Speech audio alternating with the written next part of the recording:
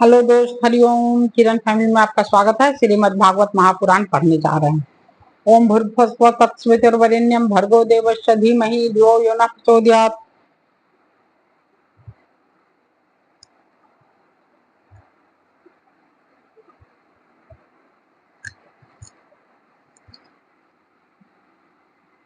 श्री राधा कृष्णाभ्याम नमः। श्रीमद् भागवत महापुराण द्वितीय खंड।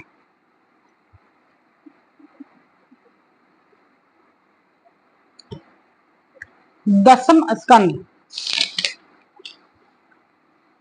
अथा 55वां अध्याय, 58 अध्याय, 58 अध्याय। भगवान श्री कृष्ण के अन्य अन्य विवाहों की कथा। श्री सुखदेव जी कहते हैं, परीक्षित, अब पांडव को पता चल गया था कि लाक्षा भवन में जले नहीं हैं। परीक्षित, अब पांडवों का पता चल गया था कि वे लाक्षा भवन में जले नहीं है। एक बार भगवान श्री कृष्ण उनसे मिलने के लिए इंद्रप्रस्थ पधारे। उनके साथ सात्यकी आदि बहुत से यदुवंशी भी थे। जब वीर पांडव ने देखा कि सर्वेश्वर भगवान श्री कृष्ण पधारे हैं, तो जैसे प्राण का संचार होने पर भी सभी इंद्रियां सचेत हो जाती है, वैसे ही वे सब के सब एक साथ उठ खड़े हुए। वीर पांडव ने भगवान श्री कृष्ण का आलिंगन किया। उनके अंग संग से इनके सारे पाप धुल गए। भगवान की प्रेम भरी मुस्कुराहट से सुशोभित मुख सुषमा देखकर वे आनंद में मग्न हो गए। भगवान श्री कृष्ण ने युधिष्ठिर और भीमसेन के चरणों में प्रणाम किया और अर्जुन को हृदय से लगाया। नकुल और सहदेव ने भगवान के चरणों की वंदना की। जब भगवान श्री कृष्ण श्रेष्ठ सिंहासन पर विराजमान हो गए, तब परम सुंदरी श्याम वर्णा द्रौपदी, जो नव विवाहिता होने के कारण तनिक लजा रही थी, धीरे धीरे भगवान श्री कृष्ण के पास गई और उन्हें प्रणाम किया। पांडव ने भगवान श्री कृष्ण के समान ही वीर सात्यकी का भी स्वागत सत्कार अभिनंदन वंदन किया। वे एक आसन पर बैठ गए। दूसरे यदुवंशियों का भी यथा योग सत्कार किया गया तथा वे भी श्री कृष्ण के चारों ओर आसनों पर बैठ गए। इसके बाद भगवान श्री कृष्ण अपनी फुआ कुंती के पास गए और उनके चरणों में प्रणाम किया। कुंती जी ने अत्यंत स्नेह बस उन्हें अपने हृदय से लगा लिया। उस समय उनके नेत्रों में प्रेम के आंसू छलक आए। कुंती जी ने श्री कृष्ण से अपने भाई बंधुओं की कुशल क्षेम पूछी और भगवान ने भी उनका यथोचित उत्तर देकर उनसे उनकी पुत्र वधू द्रौपदी और स्वयं उनका कुशल मंगल पूछा। उस समय प्रेम की विहलता से श्री कुंती जी का गला रूंध गया था। नेत्रों से आंसू बह रहे थे। भगवान के पूछने पर उन्हें अपने पहले के कलेश पर कलेश याद आने लगे और वे अपने को बहुत संभाल कर, जिनका दर्शन समस्त लोग कलेशों का अंत करने के लिए ही हुआ करता है, उन भगवान श्री कृष्ण से कहने लगी, श्री कृष्ण, जिस समय तुमने हम लोगों का अपना कुटुंबी संबंधी समझकर स्मरण किया और हमारा कुशल मंगल जानने के लिए भाई अक्रूर को भेजा, उस समय हमारा कल्याण हो गया। हम अनाथों को तुमने सनाथ कर दिया। मैं जानती हूँ कि तुम संपूर्ण जगत में परम हितैषी सुहृद और आत्मा हो। यह अपना है और वह यह पराया, इस प्रकार की भ्रांति तुम्हारे अंदर नहीं है। ऐसा होने पर भी श्री कृष्ण, जो सदा तुम्हें स्मरण करते हैं, उनके हृदय में आकर तुम बैठ जाते हो और उनकी कलेश परंपरा को सदा के लिए मिटा देते हो। युधिष्ठिर जी ने कहा, सर्वेश्वर श्री कृष्ण, हमें इस बात का पता नहीं है कि हमने अपने पूर्व जन्मों में और या इस जन्म में कौन सा कल्याण साधन किया है। आपका दर्शन बड़े बड़े योगेश्वर भी बड़ी कठिनता से प्राप्त कर पाते हैं और हम कुटुंबियों को तो घर बैठे ही आपके दर्शन हो रहे हैं। राजा युधिष्ठिर ने इस प्रकार भगवान का खूब सम्मान किया और कुछ दिन वहीं रहने की प्रार्थना की। इस पर भगवान श्री कृष्ण इंद्रप्रस्थ के नर नारियों को अपनी रूप माधुरी से नयन आनंद का दान करते हुए बरसात के 4 महीनों तक सुख पूर्वक वहीं रहे। परीक्षित, एक बार वीर शिरोमणि अर्जुन के गांडीव, धनुष और अक्षय बाण वाले 2 तरकस लिए तथा भगवान श्री कृष्ण के साथ कवच पहनकर अपने उस रथ पर सवार हुए जिस पर बानर चिन्ह चिन्ह से चिन्हित ध्वजा लगी हुई थी। इसके बाद विपक्षी वीरों का नाश करने वाले अर्जुन उस गहन वन में शिकार खेलने गए जो बहुत से सिंह बाघ आदि भयंकर जानवरों से भरा हुआ था। वहां उन्होंने बहुत से बाघ, सुअर, भैंसे, काले हिरन, सरब, गवय, नीला लिए हुए भूरे रंग का एक बड़ा हिरन, गैंडे, हरिन, खरगोश और सल्लक शाही आदि पशुओं पर अपने बाणों का निशाना लगाया। उनमें से जो यज्ञ की योग थे उन्हें सेवक गण पर्व का समय जानकर युधिष्ठिर के पास ले गए। अर्जुन शिकार खेलते खेलते थक गए थे। अब वे प्यास लगने पर यमुना जी के किनारे गए। भगवान श्री कृष्ण और अर्जुन दोनों महारथियों ने यमुना जी में हाथ पैर धोकर उनका निर्मल जल पिया और देखा कि एक परम सुंदरी कन्या वहां तपस्या कर रही है। उस श्रेष्ठ सुंदरी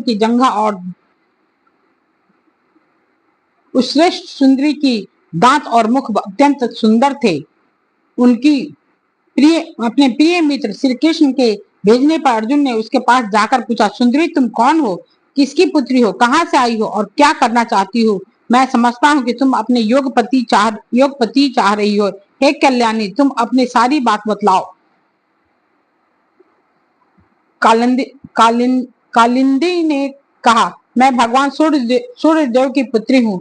मैं सर्वश्रेष्ठ वरदानी भगवान विष्णु को पति के रूप में प्राप्त करना चाहती हूँ, इसलिए यह कठोर तपस्या कर रही हूँ। वीर अर्जुन, मैं लक्ष्मी के परम आश्रय भगवान को छोड़कर और किसी को अपना पति नहीं बना सकती। अनाथों के एकमात्र सहारे प्रेम वितरण करने वाले भगवान श्री कृष्ण मुझ पर प्रसन्न हो। मेरा नाम है कालिंदी। यमुना जल में मेरे पिता सूर्य ने मेरे लिए एक भवन भी बनवा दिया है, उसी में मैं रहती हूँ। जब तक भगवान का दर्शन ना होगा मैं यहीं बैठूंगी। अर्जुन ने जाकर भगवान श्री कृष्ण से सारी बात कही। वे तो पहले ही यह सब कुछ जानते थे। अब उन्होंने कालिंदी को अपने रथ पर बैठा लिया और धर्मराज युधिष्ठिर के पास ले आए। इसके बाद पांडव की प्रार्थना से भगवान श्री कृष्ण ने पांडव के रहने के लिए एक अद्भुत और विचित्र नगर विश्वकर्मा के द्वारा बनवा दिया। भगवान इस समय पांडव को आनंद देने और उनका हित करने के लिए वहां बहुत दिनों तक रहे। इसी बीच अग्निदेव को खांडव वन दिलाने के लिए वे अर्जुन के सारथी भी बने। खांडव वन का भोजन मिल जाने से अग्निदेव बहुत प्रसन्न हुए। उन्होंने अर्जुन को गांडीव धनुष, 4 श्वेत घोड़े, एक रथ, दो अटूट बाणों वाले तरकस और एक ऐसा कवच दिया जिसे कोई अस्त्र शस्त्रधारी भेद ना सके। खांडव दाह के समय अर्जुन ने मैदानों को जलने से बचा लिया था, इसलिए उसने अर्जुन से मित्रता करके उनके लिए एक परम अद्भुत सभा बना दी। उसी सभा में दुर्योधन को जल में स्थल और स्थल में जल का भ्रम हो गया था। कुछ दिनों तक भगवान श्री कृष्ण अर्जुन की अनुमति एवं अन्य संबंधियों का अनुमोदन प्राप्त करके सत्यायिकी आदि के साथ द्वारका लौट आए। वहां आकर उन्होंने विवाह योग, ऋतु और ज्योतिष शास्त्र के अनुसार प्रशंसित पवित्र लगन में कालिंदी जी का पानी ग्रहण किया। इससे उन्हें उनके स्वजन संबंधियों को परम मंगल और परमानंद की प्राप्ति हुई।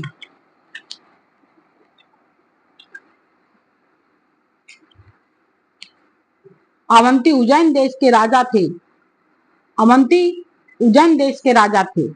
बिंद और अवंती जो अब उज्जैन है देश के राजा थे। बिंद और अनुबिंद वे दुर्योधन वशवर्ती एवं तथा अनुयायी वे दुर्योधन के वशवर्ती तथा अनुयायी थे। उनकी बहन मित्रविंदा ने स्वयंवर में भगवान श्री कृष्ण को ही अपना पति बनाना चाहा, परंतु बिंद और अनुबिंद ने अपनी बहन को रोक दिया। परीक्षित मित्रविंदा श्री कृष्ण की बुआ राजाधी देवी की कन्या थी। भगवान श्री कृष्ण राजाओं की भरी सभा में उसे बलपूर्वक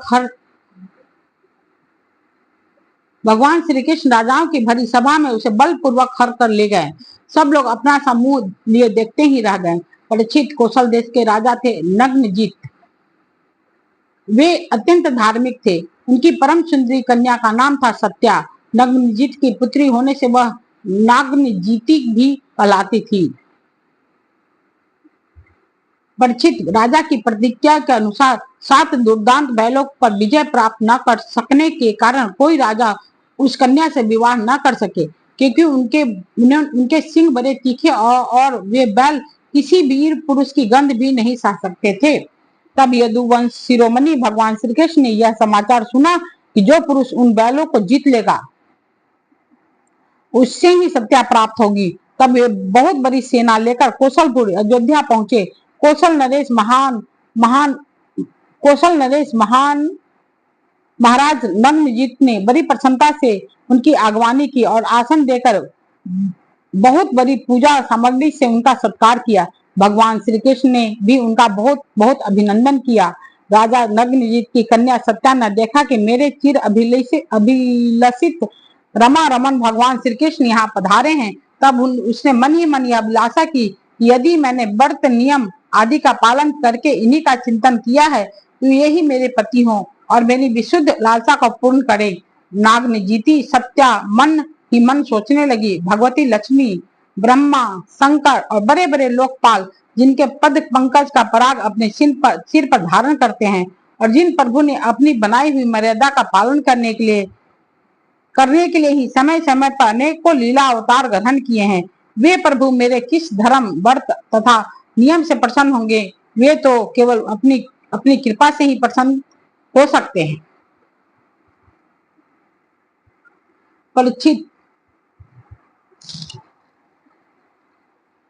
परीक्षित राजा नग्नजीत ने भगवान श्री कृष्ण की विधि पूर्वक अर्चा पूजा करके यह प्रार्थना की, जगत के एकमात्र स्वामी नारायण, आप अपने स्वरूप भूत आनंद से परिपूर्ण हैं और मैं हूँ एक तुच्छ मनुष्य, मैं आपकी सेवा क्या करूं? मैं आपकी क्या सेवा करूं? सुखदेव जी कहते हैं, परीक्षित राजा नग्नजीत का दिया हुआ आसन पूजा आदि स्वीकार करके भगवान श्री कृष्ण बहुत संतुष्ट हुए। उन्होंने मुस्कुराते हुए मेघ के समान गंभीर वाणी से कहा, भगवान श्री कृष्ण ने कहा, महाराज, जो क्षत्रिय अपने धर्म में स्थित हैं उसका कुछ भी मांगना उचित नहीं। धर्म के विद्वान ने उसके इस कर्म की निंदा की है, फिर भी मैं आपसे सौहार्द प्रेम का संबंध स्थापित करने के लिए आपकी कन्या चाहता हूँ। हमारे यहाँ इसके बदले में कुछ शुल्क देने की प्रथा नहीं है। राजा नग्नजीत ने कहा, प्रभु, आप समस्त गुणों के धाम हैं, एकमात्र आश्रय हैं। आपके वक्ष स्थल पर भगवती लक्ष्मी नित्य निरंतर निवास करती हैं।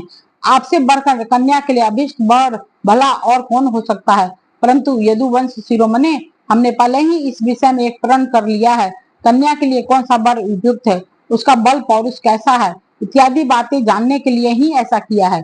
वीर श्रेष्ठ श्री कृष्ण, हमारे ये 7 बैल किसी के बस में न आने वाले और बिना सधाए हुए हैं। इन्होंने बहुत से राजकुमारों के अंगों को खंडित करके उसका उत्साह तोड़ दिया है। श्री कृष्ण, यदि इन्हें आप ही नाथ ले अपने बस में कर लें तो लक्ष्मी पते आप ही हमारी कन्या के लिए अभिष्ट वर होंगे। भगवान श्री कृष्ण ने राजा नग्नजीत का ऐसा प्रण सुनकर कमर में फेंट कस ली और अपने 7 रूप बनाकर खेल खेल में ही उन बैलों को नाथ दिया।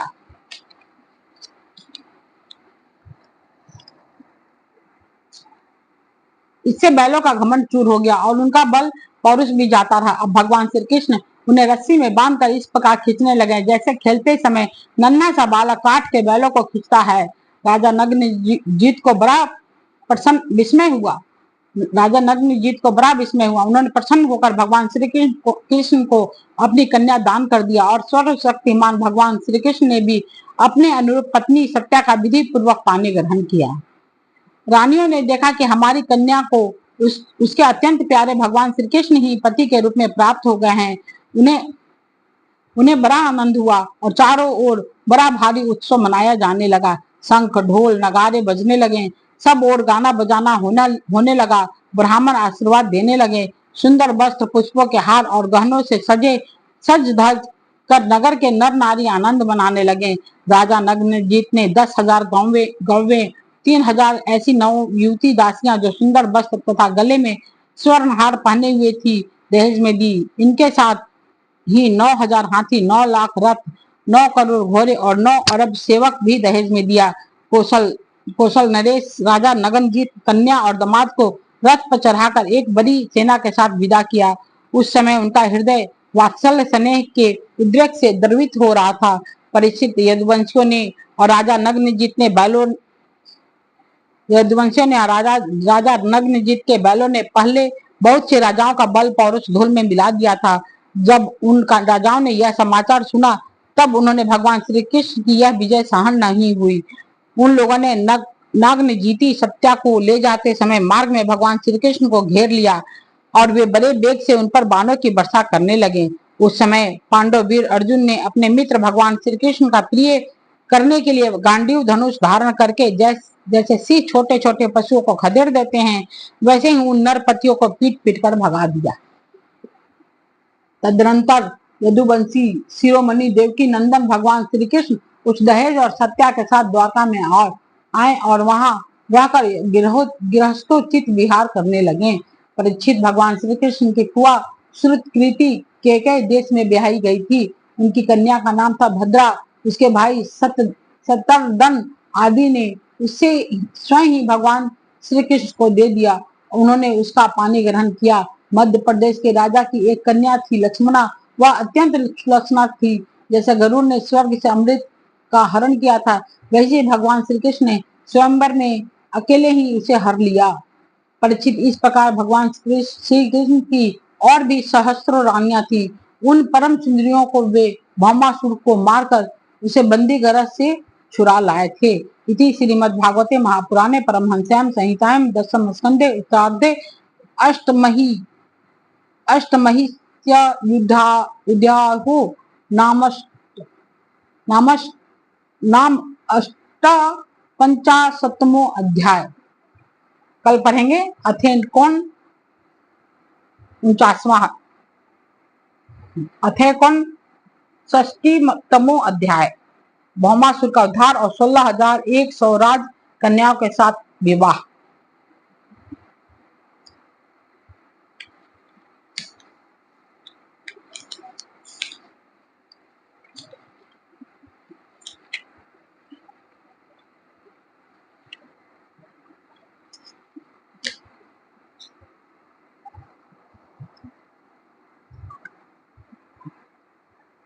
ओम भूर्भुवस्सुः तत्सवितुर्वरेण्यं भर्गो देवस्य धीमहि धियो यो न प्रचोदयात्। ठीक है दोस्त, हरिओम।